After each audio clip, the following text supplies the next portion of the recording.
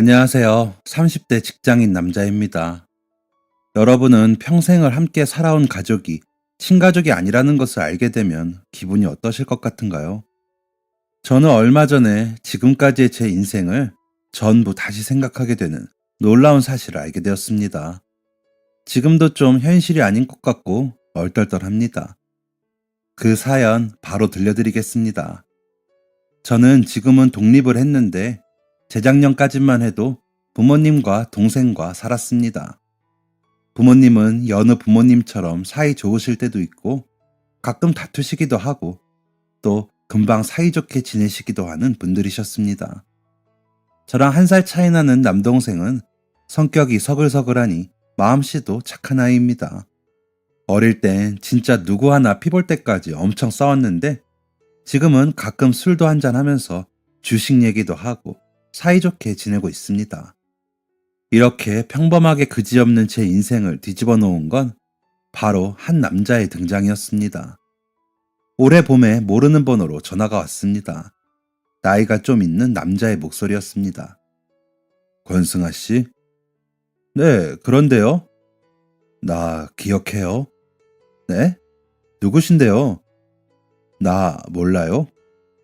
아니, 누구신데요? 성함이 어떻게 되세요? 김용우. 이래도 모르나? 네, 죄송하지만 잘 모르겠습니다. 나는 당신을 아는데 왜 당신은 나를 모르지? 글쎄요, 용건 없으시면 끊겠습니다. 처음엔 전 직장 사람이었나? 거래처 사람인가? 아버지 친구분이신가? 했다가 나중엔 신종 보이스 피싱인가 했습니다.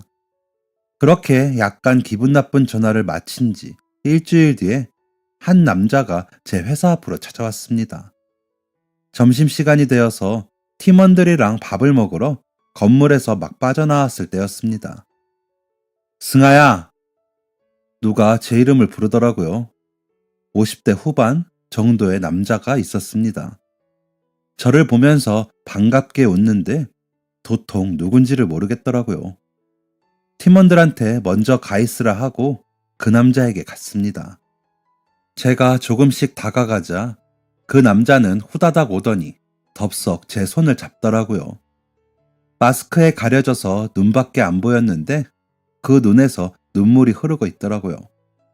당황해서 뭐라 말하기도 전에 남자는 또 한 번 제 말문을 막았습니다. 승아야, 나 기억나니? 아빠야, 아빠.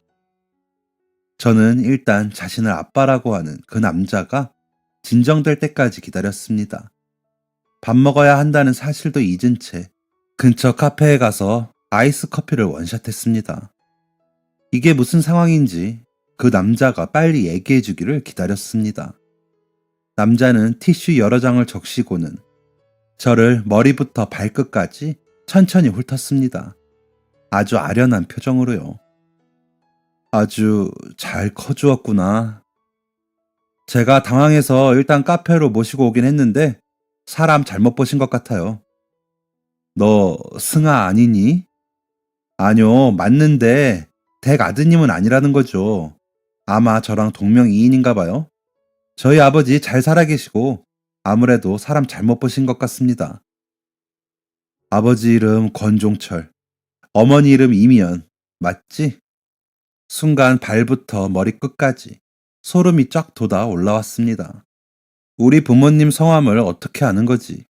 나쁜 사람인가 싶으면서 그 순간에는 진짜 무섭더라고요. 생각해보세요. 모르는 누군가가 가족의 신상에 대해 내게 말한다면 얼마나 소름 끼칠지. 당신 뭐야? 말했잖니, 네 친아버지라고. 저는 일단 차분히 나의 친아버지라는 사람의 얘기를 듣기로 했습니다. 뭐든 섣불리 판단하면 안 될 것 같았습니다. 자기가 친아버지라고 주장하는 사람의 말은 이랬습니다. 제가 두 돌이 되었을 무렵부터 저희 어머니는 보모 일을 하셨다고 했습니다. 맡아준 아이는 바로 저희 부모님의 아들, 제 동생이었죠. 저희 부모님은 제 친정어머니를 엄청 부려먹었답니다. 자신들의 아이면서 잘 돌보지도 않고 조금 놀아주기만 하고 굳은 일은 모두 저희 친어머니께 떠넘겼다는 겁니다. 그래서 집에도 잘 못 들어가시고 밤을 새워가며 보모의 역할에 충실했다는 겁니다. 그러던 어느 날 친어머니는 제 동생을 데리고 마트에 다녀오는 길이었다고 합니다. 유모차를 끌고 신호등을 건너는데 분명 보행자 신호등이 초록불로 켜져 있는데 트럭이 멈추지 않고 달려와서 어머니를 그대로 쳤답니다. 그렇게 저희 친어머니는 즉사, 동생은 정말 기적적으로 살 수 있었답니다. 정말 믿을 수가 없었습니다. 지금까지 30년 넘게 내 부모님이라고 생각한 분들이 사실은 친부모가 아니었다니 누가 믿겠나요? 게다가 내 친엄마는 제 동생의 부모였다니 정말 혼란스러웠습니다. 혼란스러워하는 제 표정을 읽은 건지 잠시 말을 멈췄던 친아버지가 다시 얘기를 이어가더군요. 친아버지는 저와 단둘이 덩그러니 남았답니다. 아내를 잃은 슬픔도 잠시, 저를 어떻게든 키워야 했는데 저를 맡길 곳이 없어서 일을 할 수가 없었답니다. 그래서 염치불구하고 제 부모님을 찾아갔대요. 당신들의 아이 때문에 이렇게 되었으니 조금만 도와줄 수 있냐고요. 아니면 친어머니가 하던 보모 일을 자신이 대신 할 테니 저와 함께 할 수 있게 해달라고 했답니다. 그런데 글쎄 저희 부모님이 그런 불쌍한 처지의 친아버지에게 욕을 했다는 겁니다. 친아버지는 그때의 기억이 다시 떠오르는 듯 그때 저희 부모님이 하셨다는 말을 재현해 보였습니다. 뭐? 사정을 도와달라고? 당신 와이프 때문에 우리 애가 다친 거 몰라? 죽을 거면 혼자 곱게 죽을 것이지. 우리 애까지 다치게 하고 말이야. 없이 사는 거 불쌍해서 데려다가 일 시켰더니 이런 형편없는 상황이나 만들고 말이야. 내가 당신 소송 안 거는 걸로 다행이다 생각해. 어디 감히 귀한 내 아들 얼굴에 상처를 내? 당장 꺼지고 다시는 눈에 띄지 마. 믿을 수가 없었습니다. 저희 부모님께서 그런 험악한 말을 쓰시다니 평생 본 적이 없었거든요. 생각해보니 제 동생의 눈썹 부근에 작은 흉터가 있긴 합니다. 평상시에는 안 보이고 인상 쓸 때 살짝 보이는 정도인데 그런 걸로 아들 목숨을 구한 여자를 험담할 그런 분들이 절대 아니십니다. 친아버지는 이 상황에 마침표를 찍듯이 한마디를 덧붙였습니다. 그 사람들 네 엄마 장례식장에 오지도 않았다. 거짓말. 이건 다 거짓말이야. 이렇게 몇 번을 되뇌었습니다. 하지만 아직 정신을 놓기에는 일렀습니다. 그런 일을 겪고 제가 어떻게 지금의 부모님과 살게 되었는지 알아야 했거든요. 친아버지는 계속해서 이야기를 해주었습니다. 친아버지는 하는 수 없이 시골에 있던 외할머니 댁에 저를 맡겼다고 했습니다. 친아버지는 평일에는 열심히 일을 하고 주말마다 저를 보러 왔다고 했습니다. 매번 제가 좋아하는 장난감, 좋아하는 과일, 새 옷들을 사서 왔답니다. 혹시나 제가 부모님이 없다고 사람들이 욕할까봐 그게 너무 걱정이었대요. 그렇게 매주 저를 찾아오다가 갑자기 어느 날 할머니에게 전화가 왔답니다. 제가 없어졌다고요. 저는 그때 3살이었다고 했습니다. 3살짜리 애가 가출을 했을 리는 없고 혼자 돌아다니다가 논두렁에 빠진 건 아닌지 들개들한테 물린 건 아닌지 아니면 혹시 누가 데려간 건 아닌지 친아버지, 경찰들 그리고 마을 사람들까지 다 모여 저를 찾아다녔답니다. 하지만 몇 날 며칠이 지나도 저를 찾을 순 없었고 그렇게 저는 실종된 아이가 되었다고 합니다. 실종 신고를 하고 하염없이 기다리기만 하다가 저를 점점 잊으며 살았다는데 어느 날 친구분이 흥신소를 개업했다고 연락이 왔다는 겁니다. 그래서 혹시나 하는 마음으로 친구분께 알아봐 달라고 도움을 청했고 정말 기적적으로 저를 찾았다는 겁니다. 그와 동시에 제 부모님의 정체도 알게 된 거죠. 숨이 막히고 어지러웠습니다. 거짓말이라고 하기엔 너무 자세하게 상황을 설명해 주었습니다. 게다가 제가 정말 이 사람이 내 친아버지인가 생각하게 된 건 머리카락 색이었습니다. 제가 멜라닌 색소가 적게 태어난 건지 남들보다 머리색이 옅거든요. 친아버지도 그랬습니다. 염색하지 않았는데 갈색빛이 도는 머리가 저를 혼란스럽게 했죠. 하지만 확실히 하고 싶었습니다. 저는 우선 유전자 검사를 하기로 했습니다. 생각보다 결과가 빨리 나오더라고요. 그래도 저한테는 그 이틀이라는 시간이 정말 지옥 같았습니다. 결과가 나오고 친부 확률 99%라는 숫자를 보니 머리가 깨질 듯 아팠습니다. 일단 친아버지에게 연락을 취했습니다. 결과 나왔어요. 이제 믿겠구나. 어디 계세요? 일단 좀 뵙고 싶은데. 그게 내가 지금 병원인데. 친아버지가 병원에서 검사를 받는 중이라고 하더라고요. 회사에서 멀지 않은 곳이라 제가 모시러 갔습니다. 친아버지가 배를 부여잡고는 천천히 나왔습니다. 병원에는 왜 오셨어요? 어디 아프세요? 그게 내가 콩팥이 하나 없어서 혈압도 높고. 그래서요? 어디 많이 안 좋으신 거예요? 며칠 입원해야 할 것 같다는데 잘 모르겠네. 입원하면 입원하는 거지. 뭘 잘 모르세요. 그게 입원하면 골치 아프잖아. 일도 못하고. 돈도 많이 나가고. 그리고 의사가 이대로면 얼마나 살 수 있을지도 모르겠다고 하더라고. 그게 무슨 소리세요? 아프시면 입원해야죠. 돈 걱정하지 마시고 입원하세요. 제가 모실게요. 뭐?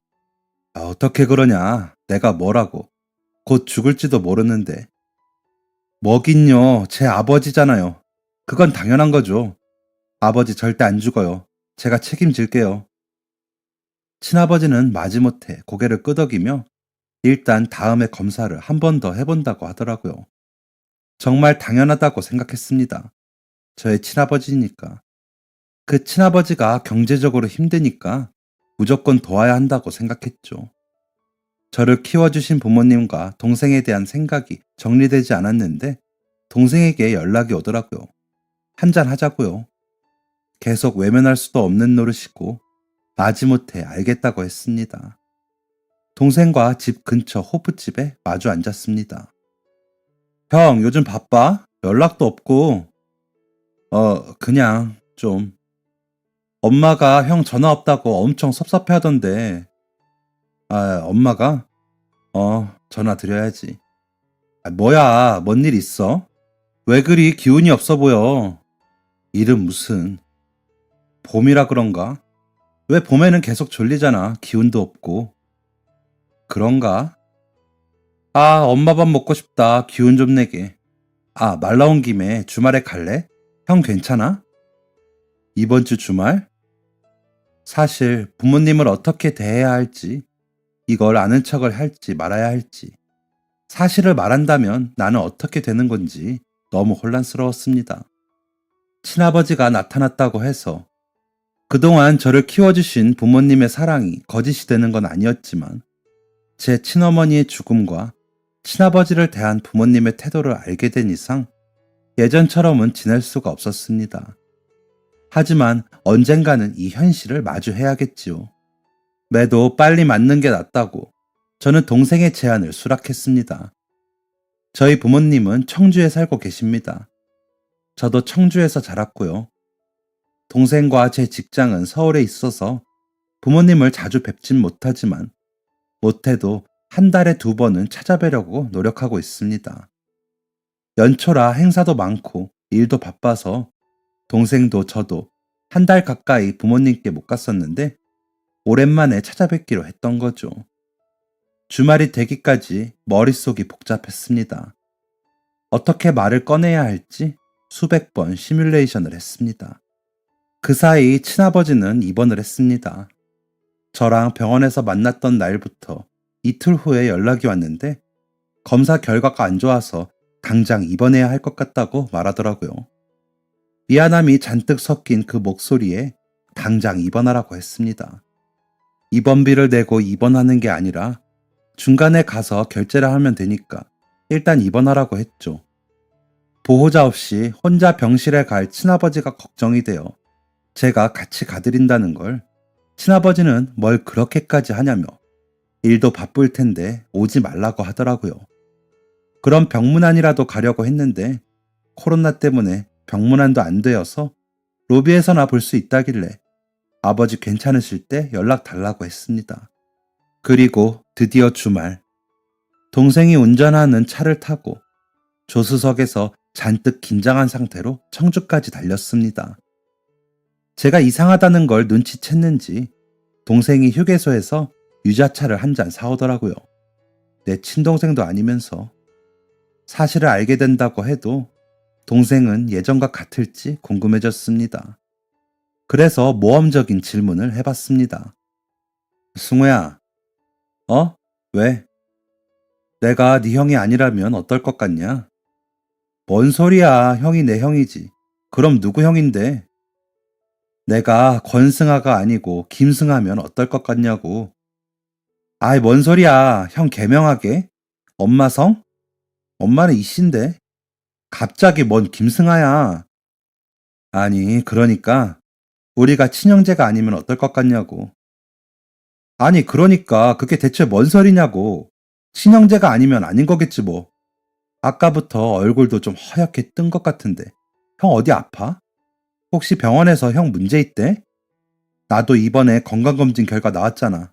시력이 더 떨어졌더라. 어쩐지 안경이 안 보인다 했어. 됐다. 뭐가 됐는데? 나중에 다 알게 되겠지. 맨 시덥잖은 소리만 하는 동생 덕에 긴장이 좀 풀리더라고요. 그렇게 동생이랑 시덥잖은 얘기 몇 마디 더 나누다 보니까 어느새 집에 도착했습니다. 익숙한 아파트에 도착해서 수천 번은 탔을 엘리베이터를 타고 현관 앞에 섰는데 이상하게 속이 울렁거렸습니다. 그 울렁거림은 부모님의 얼굴을 보자 더 심해졌습니다. 저희를 보고 환하게 웃는 부모님을 보니까 괜히 반감이 들더라고요. 저 속에 어떤 악함이 있을까? 괜히 이상한 상상을 하게 되었습니다. 어머니는 저희가 온다고 하루 전부터 갈비 손질에 재워두고 또 몇 시간 끓이고 제가 좋아하는 게장도 사오시고 동생이 좋아하는 단호박 튀김도 준비해 두셨습니다. 저희 어머니가 요리 솜씨가 좋으시거든요. 제가 무슨 말을 하려고 했는지 까먹을 정도로 열심히 밥을 먹었습니다. 그러다가 제 신경을 건드리는 부모님의 대화가 오갔습니다. 당신 이번에 헌금 냈지? 헌금? 어머, 내 정신 좀 봐. 봉투에 담아두고 안 냈네. 권사님한테 연락드려야겠다. 휠체어 타고 오시는 분들이 많아져서 정문 계단 보수한다던데 넉넉히 넣어. 그래요. 제 입장에서는 그 대화가 참 기가 차더라고요. 저희 친어머니의 장례식엔 코빼기도 안 비치셨던 분들이 생판 남이 휠체어 타고 이동하는 게 걱정이 되어 돈을 낸다는 게요. 갑자기 밥맛이 뚝 떨어졌습니다. 제가 숟가락을 세게 내려놓으니까 어머니께서 깜짝 놀라셨습니다. 어머, 왜? 맛이 없어? 아니요. 그럼 왜? 밥 더 줄까? 아니요. 왜 그래, 승아야? 무슨 일 있니? 제가 권승아가 맞아요?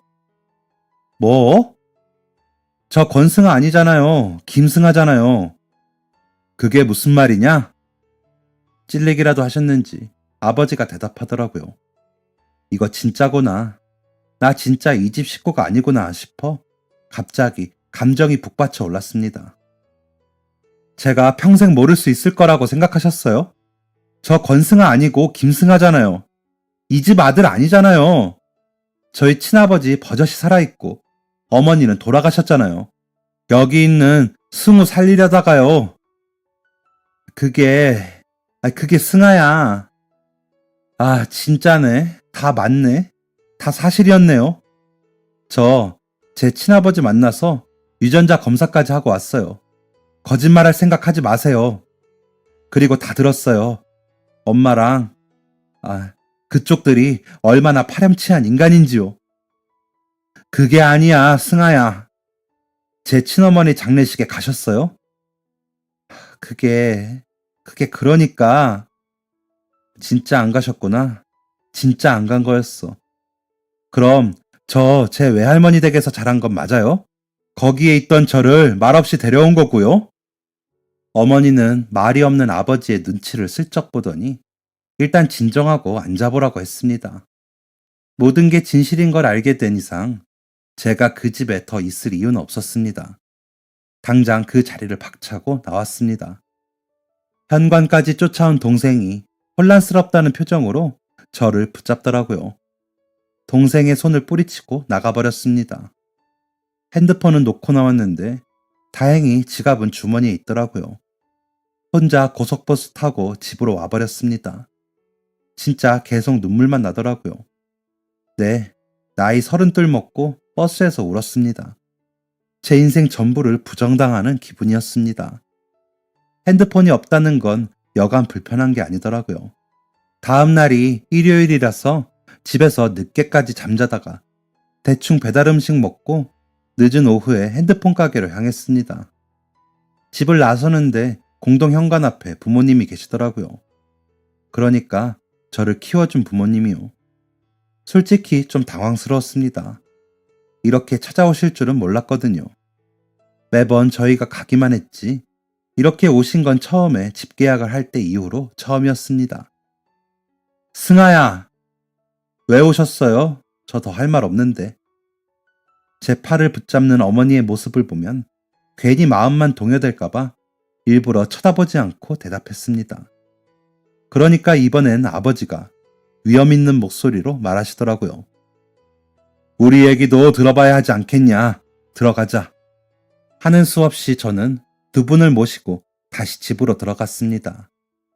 얼마나 그럴듯한 이야기를 꾸며오셨는지 드러나보자 하는 마음이었습니다. 아마 30년 동안 꾸며진 얘기였겠지요. 오랜만에 온 아들의 집이 낯선 건지 어머니는 방 이곳저곳을 천천히 훑고 나서야 얘기를 시작하셨습니다. 아마 마음을 가다듬으려고 그러셨던 것 같기도 하네요. 어머니는 제가 알고 있는 이야기의 일부는 맞고 일부는 틀리다고 하셨습니다. 먼저 저희 친어머니가 제 동생의 부모는 맞다고 하셨습니다. 저희 친어머니는 시장에 있는 반찬가게에서 일을 했답니다. 반찬가게 주인은 아니고 그냥 일하는 분이셨대요. 임신하기 전부터 임신 기간 그리고 출산 후에도 열심히 일하셨대요. 출산 후에는 저를 등에 업고 일하셨대요. 저를 키워주신 어머니는 그 반찬가게의 단골이었는데 정확히는 저를 보러 가셨답니다. 제가 막 100일을 넘기고 친어머니의 등에 업혀 시장을 나갔을 때 양어머니는 임신 중이셨대요. 그래서 아기인 제가 너무 예뻐 보이셨던 거죠. 그렇게 매일 저 보러 오면서 반찬 하나 사가고 하셨답니다. 그러다가 알게 되신 거죠. 저희 친어머니가 반찬가게에서 어떤 수모를 당하며 일하는지요. 반찬가게 사장은 자신은 손 하나 까딱하지 않고 앉아서 친어머니에게 일을 다 시켰고 머리나 어깨를 툭툭 치며 일을 시키는 등 하대하며 돈도 엄청 적게 주었답니다. 그래도 친어머니는 아기를 데리고 일할 수 있어서 행복하다고 양어머니께 말하셨대요. 하지만 양어머니는 그게 전혀 행복해 보이지 않더랍니다. 그래서 자신이 출산을 하면 아이를 봐줄 수 있겠냐고 물어봤답니다.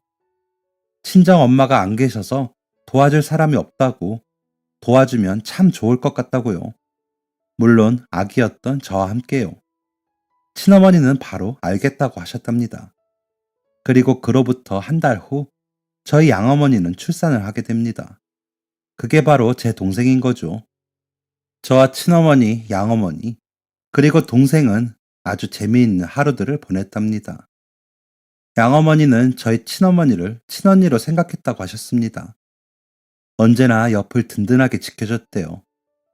그러던 어느 날 장을 보러 간다던 친어머니가 승우 바람이나 쐬게 해준다고 유모차에 태워 나갔고 그날 사고가 일어난 거래요.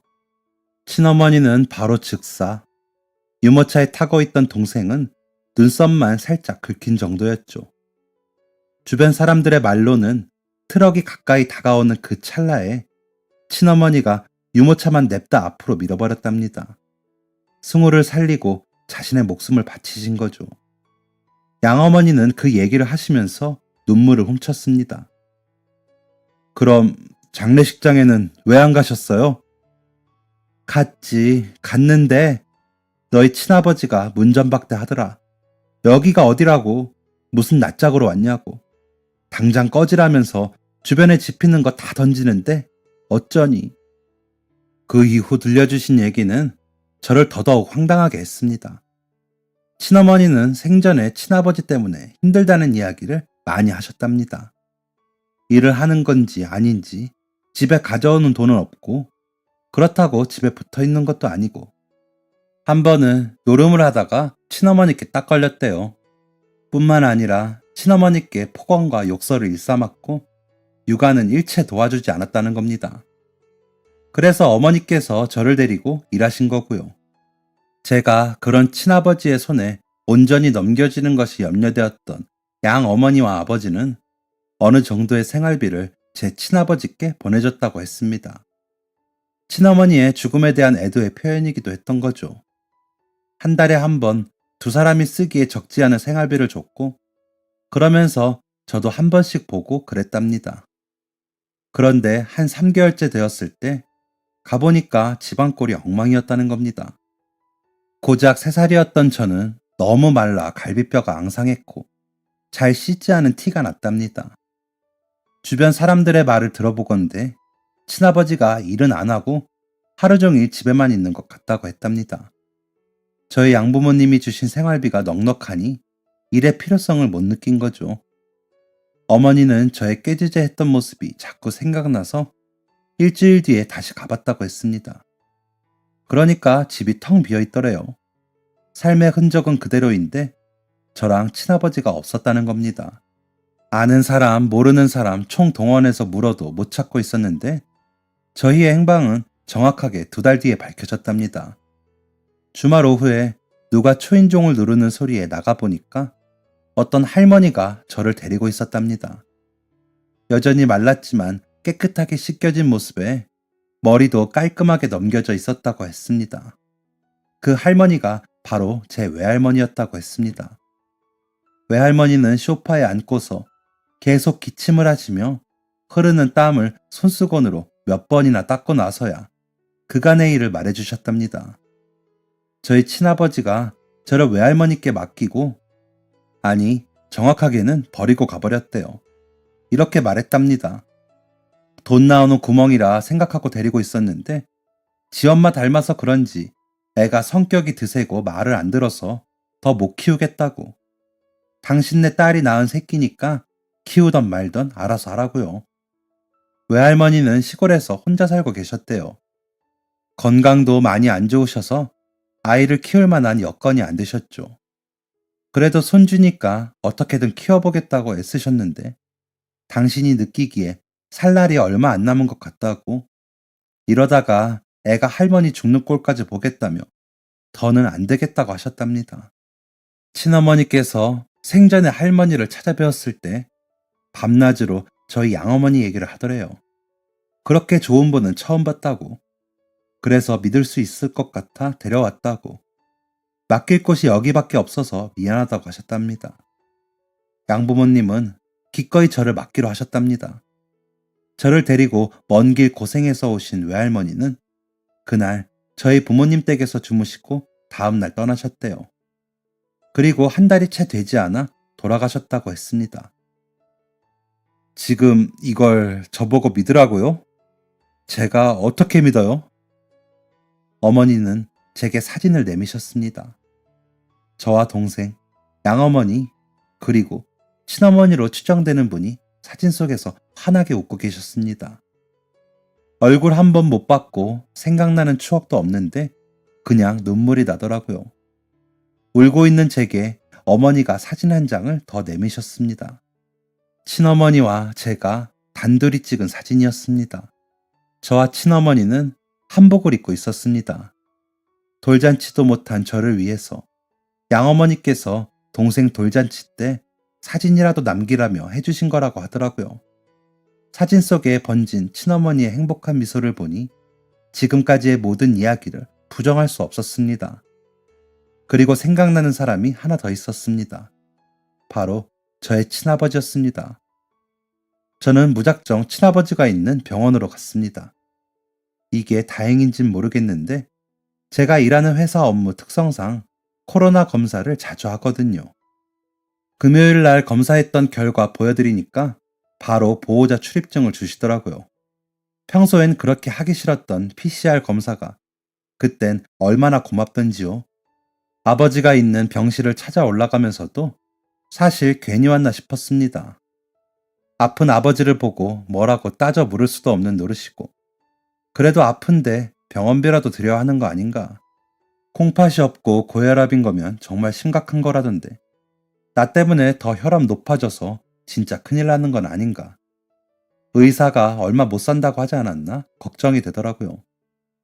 그런데 병실에 있는 아버지의 모습을 보니 그런 생각이 싹 사라졌습니다. 고스톱을 치고 있더라고요. 자신의 자리에 아저씨들 셋을 더 불러놓고 노름판을 벌린 겁니다. 이후에 아저씨들과 나누는 대화가 더 가관이었습니다. 아이고, 또 뻑이네. 아유, 형님, 왜 이렇게 잘 치십니까? 하하, 내가 바깥에서 이걸로 여러 놀리고 다닌 사람이거든요. 친아버지가 어깨를 으쓱하면서 말하더라고요. 어우, 대단하십니다. 그런데 형님, 어쩌다 병원 신세를 지시는 거예요? 저는 이 혈관이 뭐가 이상하답니다. 살아가기엔 멀쩡한데 처자식들이 뭐 그렇게 유난인지. 저는 요로결석입니다.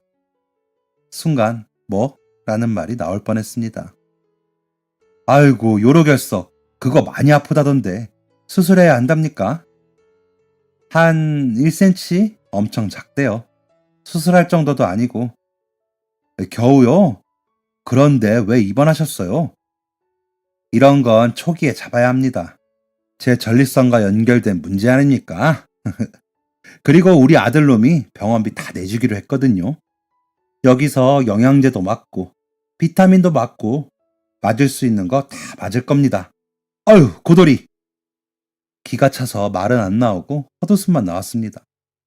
그제서야 제 인기척을 느꼈는지 아저씨들과 친아버지가 동시에 화투판을 품에 숨기면서 제 쪽을 보더라고요. 승아야! 당황한 표정의 친아버지가 저를 보고 외치자 다른 아저씨들이 서로의 눈치를 봤습니다. 아버지, 아니다. 이 노름에 미친 아저씨야. 우리 부모님한테 다 듣고 왔어. 뭐? 좀 도와달라고 보모라도 하겠다고 찾아갔다고? 구라도 정도껏 쳐야지 이 아저씨야. 당신이 뭔데 우리 부모님을 욕되게 해? 어디 가서도 그런 말 하지 말고 어디 가서 내가 당신 아들이라고 하지도 말고 나는 김승아 아니고 권승아니까. 그리고 나는 당신이 요로 결석이던 콩팥이 없던 관심 없으니까 병원비는 꿈도 꾸지 말고 한 번만 더 찾아오면 확 알아서 생각하시고.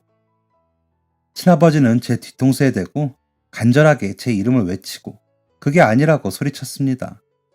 저는 또 한 번 콧방귀를 끼며 그것을 빠져나왔습니다.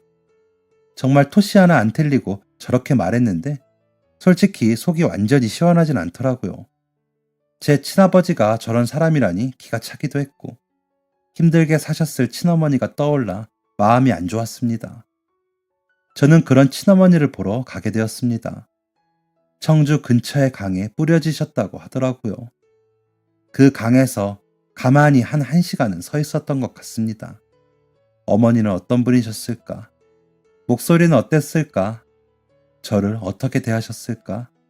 궁금한 게 많았지만 답을 얻을 길은 없었습니다. 저를 길러주신 어머니께서 말하시길 분명하건대 자신은 비교도 할 수 없을 만큼 훌륭하고 강한 분이셨으며 저에게 무한한 사랑을 주셨던 분이라고 하시더라고요. 저에게는 친어머니의 추억이 없지만 제 양부모님께는 또렷하게 남아있으니 그걸로 됐다 싶었습니다. 이전과 달라지는 것은 없었습니다. 여전히 제 부모님은 제 부모님이었고 제 동생은 제 동생이었죠. 동생은 가끔 제가 본가 밥상에서 화내던 모습을 따라하며 놀리곤 합니다. 아참, 몇 달 전에 저희 양아버지께서 수술을 하셨어요. 동생이랑 돈을 모아 어머니, 아버지 건강검진을 해드렸는데 간암이라고 하더라고요. 많이 아프셨을 거라고 이식을 해야 하는 수준이라고 했습니다. 저랑 동생은 바로 연차 내고 달려가서 검사받았는데 제가 공여자로 적합하다고 하더라고요. 저는 가족들이랑 먹을 때나 회식할 때 말고는 술도 잘 안 하고 덩치도 아버지랑 비슷하거든요. 저 정말 1초도 고민 안 하고 제가 하겠다고 했습니다. 보험으로 거의 다 되긴 했지만 수술비도 고민 없이 냈고요. 당연한 거죠. 저희 아버지니까. 그 이후로 저희 가족은 더 단단해졌습니다. 저는 아무래도 아버지의 건강이 걱정이 되어서 청주로 다시 내려가 볼까 해요. 직장도 새로 구할 거고요. 아버지 간호 힘드실 텐데 어머니에게만 오롯이 맡기고 싶진 않거든요. 그 이후 친아버지라는 인간은 제가 욕을 하며 끊어도 끈질기게 전화하길래 차단해버렸습니다. 세상 살다 보니 참 별의별 일이 다 있다 싶을 때가 종종 있었는데 앞으로 이것보다 별일은 없을 것 같습니다. 사랑하는 제 가족들 더 아끼고 더 사랑하며 건강한 날들 보내겠습니다. 감사해요. 지금까지 사연 들어주셔서 감사합니다. 사연이 재밌으셨다면 구독과 좋아요를 눌러주세요. 감사합니다. 안녕히 계세요.